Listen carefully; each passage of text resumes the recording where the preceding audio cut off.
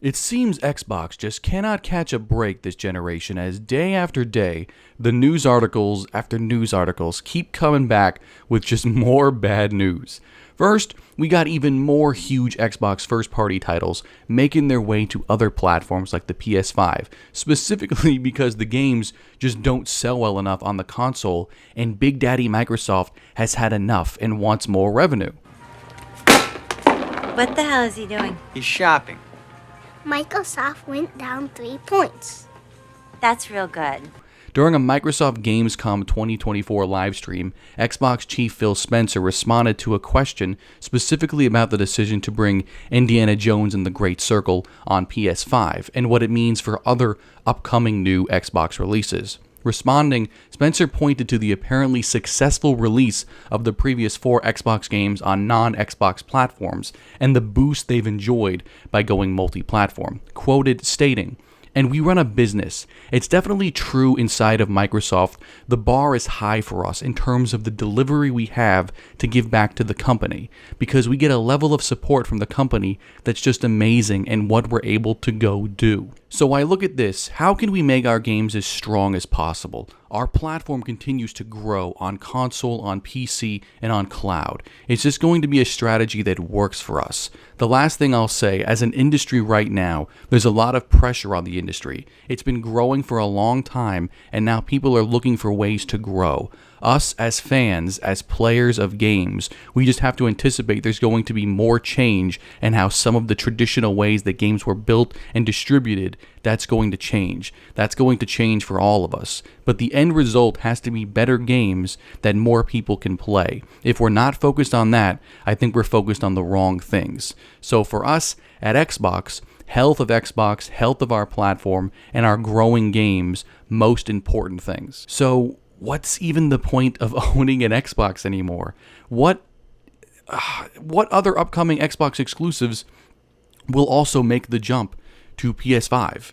You know, will Obsidian's Avowed, the Coalition's Gears of War E-Day, Initiative's Perfect Dark reboot, Playground's Fable, the list it goes on and on. It's always going to be a question up in the air of what they're going to bring and what will remain exclusive, if anything will.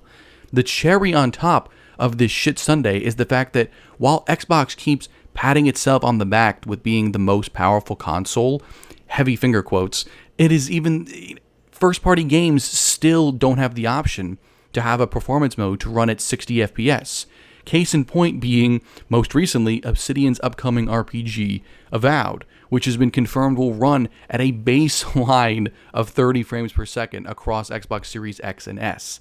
Art director Matt Hansen was directly asked about this in an interview, quoted stating, "We are targeting 30 frames per second, bare minimum. That's the expectation. It's a first-person single-player game. You don't necessarily need that 60 frames, and that allows us to get a lot juicier with VFX and lighting and all this other stuff. It's a trade-off we opted to make relatively early, and we're happy with that. The game's running pretty smooth for how visually dense it is, and that was always our goal." Yeah, I'm calling baloney on that whole statement. 60 FPS is the bare minimum nowadays. We are 4 years into the 9th generation of consoles, and not having a performance mode as an option is downright criminal and might bite them in the ass. I get developers want to push the envelope in terms of graphical fidelity, and sometimes trade-offs need to be made. But I mean, look at Avowed. Does this game look all that amazing that it couldn't do with a performance 60 FPS option? No joke, it kind of looks like a pretty up, vanilla Skyrim with brighter colors that came out, and that game came out in 2011, for God's sake. Honestly, the only conclusive evidence I can come up with is the fact Xbox has to develop for the lowest common denominator, the Series S, and have both versions of the game run equally. It goes back to why Baldur's Gate 3 couldn't launch on Xbox the same time as PS5, as the split-screen co-op was so hard to get working on the Series S, and Xbox has a rule in place that the versions must release at the same time and have the same features. If Obsidian can't get 60 FPS to work on the Series S, it would explain why they ditched it entirely for the Series X and even PC. The Xbox as a brand is dying.